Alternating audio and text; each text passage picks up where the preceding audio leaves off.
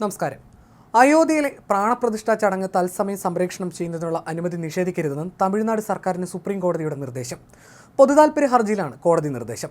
തത്സമയ സംരക്ഷണത്തിനുള്ള LED സ്ക്രീനുകൾ പിടിച്ചെടുത്ത നടപടിയാണ് തടഞ്ഞത്. LED സ്ക്രീനോ അന്നദാനമോ വിലക്കരുതെന്ന് തമിഴ്നാട് സർക്കാരിന് സുപ്രീം കോടതി നിർദ്ദേശം നൽകി.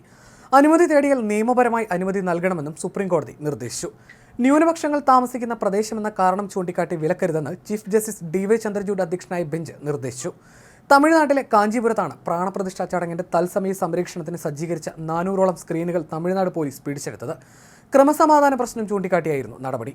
തമിഴ്നാട് പോലീസിന്റെ നടപടിക്കെതിരെ സംസ്ഥാന BJP ആണ് സുപ്രീം കോടതിയെ സമീപിച്ചത്. പ്രാണപ്രതിഷ്ഠാ ചടങ്ങിനോടനുബന്ധിച്ച് എല്ലാവിധ പൂജകളും അർച്ചനകളും അന്നദാനവും ഭജനകൾ നടത്തുന്നതും തമിഴ്നാട് സർക്കാർ നിരോധിച്ചതായി ഹർജിയിൽ ചൂണ്ടിക്കാട്ടിയിരുന്നു. ഇത് ഭരണഘടന ഉറപ്പു നൽകുന്ന മൗലിക അവകാശങ്ങളുടെ ലംഘനമാണെന്നും ആരോപിച്ചായിരുന്നു ഹർജി. DMKയുടെ നേതൃത്വത്തിലുള്ള സംസ്ഥാന സർക്കാർ അയോധ്യയിലെ രാമക്ഷേത്രത്തിൽ നടക്കുന്ന പ്രാണപ്രതിഷ്ഠാ ചടങ്ങിന്റെ ക്ഷേത്രങ്ങളിലെ തത്സമയ സംരക്ഷണം നിരോധിച്ചിരിക്കുകയാണെന്നും ഹർജിയിലുണ്ട്. അഭിഭാഷകനായ G. ബാലാജി വഴിയാണ് BJP ഹർജി ഫയൽ ചെയ്തത്. കോടതിയുടെ അടിയന്തര ഇടപെടൽ ഉണ്ടായില്ലെങ്കിൽ അത് ക്രമസമാധാന പ്രശ്നങ്ങൾക്കും ഭരണഘടനാ സ്ഥാപനങ്ങളുടെ പരാജയത്തിന് കാരണമാകുമെന്നും ഹർജിയിൽ ചൂണ്ടിക്കാട്ടിയിരുന്നു. തുടർന്ന് സുപ്രീം കോടതി അടിയന്തരമായി ഹർജി പരിഗണിക്കുകയായിരുന്നു. പ്രാണപ്രതിഷ്ഠാ ചടങ്ങുകൾ നടക്കാനിരിക്കെ പ്രത്യേക പൂജകളെ ചൊല്ലി തമിഴ്നാട്ടിൽ സർക്കാർ BJP പോര് തുടരുകയാണ്.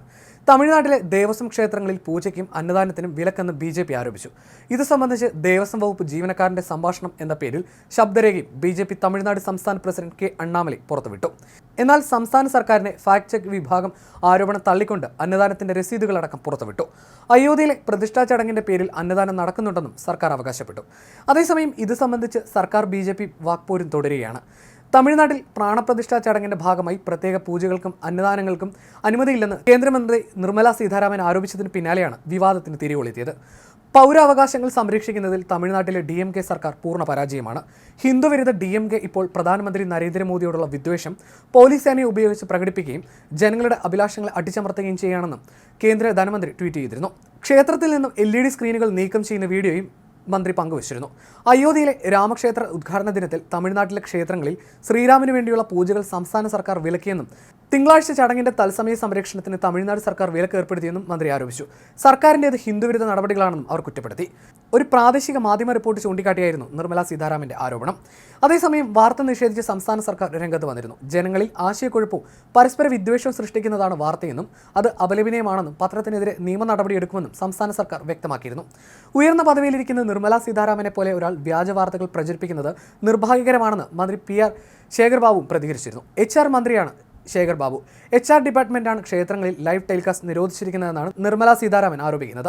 ഭഗവാൻ രാമന്റെ പേരിൽ അന്നദാനം നടത്തുന്നതോ പ്രത്യേക പൂജ നടത്തുന്നതൊന്നും സർക്കാർ തടഞ്ഞിട്ടില്ലെന്നും മന്ത്രി വ്യക്തമാക്കിയിരുന്നു. അതേസമയം 12:20 പ്രാരംഭിക്കുന്ന പ്രാണപ്രതിഷ്ഠാ ചടങ്ങുകൾ ഉച്ചയ്ക്ക് 1 മണിക്കാണ് അവസാനിക്കുന്നത്. കൃഷ്ണശിലയിൽ കൊത്തിയെടുത്ത ബാലരൂപത്തിലുള്ള ശ്രീരാമ ഭഗവാന്റെ രൂപമാണ് ശ്രീകോവിലിനുള്ളിലെ പ്രതിഷ്ഠ. 5 വയസ്സ് പ്രായമുള്ള രൂപമാണ് 51 ഇഞ്ച് ഉയരമുള്ള വിഗ്രഹത്തിൽ ആവിഷ്കരിച്ചിരിക്കുന്നത്. രാമക്ഷേത്രത്തിന്റെ കവാടങ്ങളും പ്രധാന വീഥികളും പുഷ്പാലങ്കൃതമാക്കിയിട്ടുണ്ട്. പരിസരങ്ങളിലായി മഹാരാഷ്ട്രയിൽ നിന്നെത്തിച്ച 7500 പൂച്ചെടികളും നട്ടു. നഗരവീഥികളെല്ലാം കൊട്ടുംപാട്ടും കലാപരിപാടികളും അരങ്ങേറി. ചടങ്ങുകളോടനുബന്ധിച്ച ക്ഷേത്രത്തിലും പരിസര പ്രദേശങ്ങളിലുമെല്ലാം കനത്ത സുരക്ഷയാണ് ഒരുക്കിയിരിക്കുന്നത്. ഡ്രോണുകൾ ഉൾപ്പെടെ ഉപയോഗിച്ചാണ് പരിശോധന. AI സാങ്കേതികവിദ്യ ഉപയോഗിച്ചുള്ള ക്യാമറകളും പരിസരത്തെല്ലാം സ്ഥാപിച്ചിട്ടുണ്ട്.